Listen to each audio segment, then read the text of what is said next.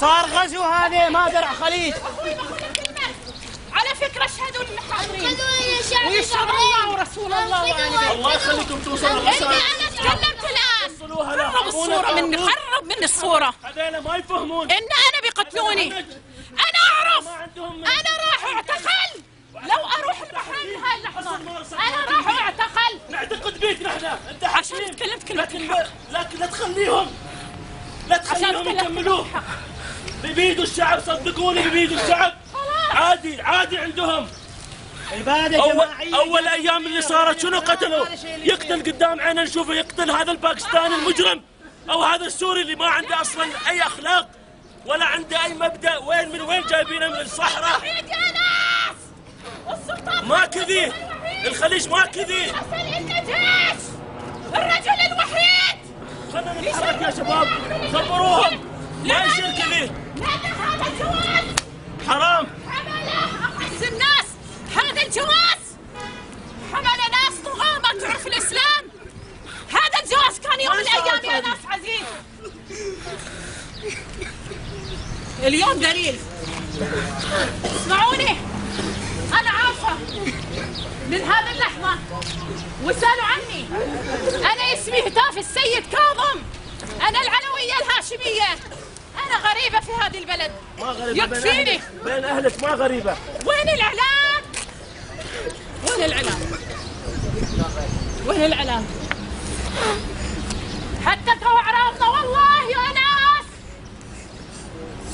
دخلوا بيوتنا.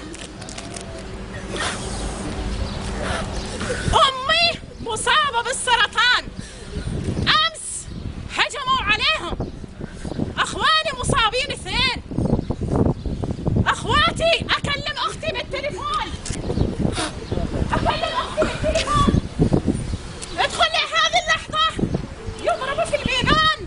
البلطجية يريدوا يعتدوا علينا، يريدوا يعتدوا على شرفنا.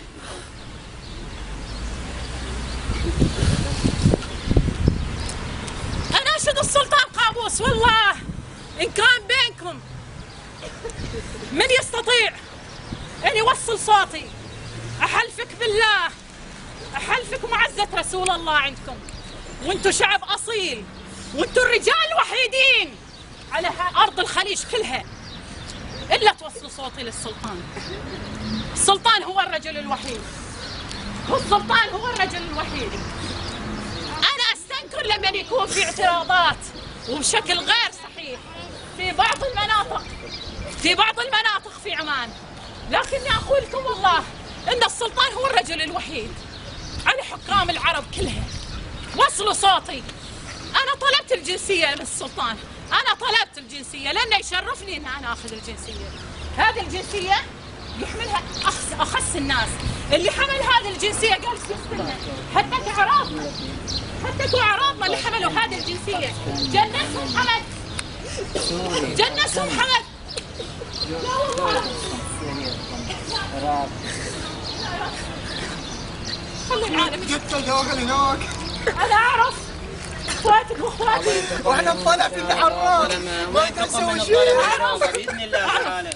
أعرف حملتك حرفيني، لكن اسمعني يا حمد. نساءنا رجال ورجالنا وصلوا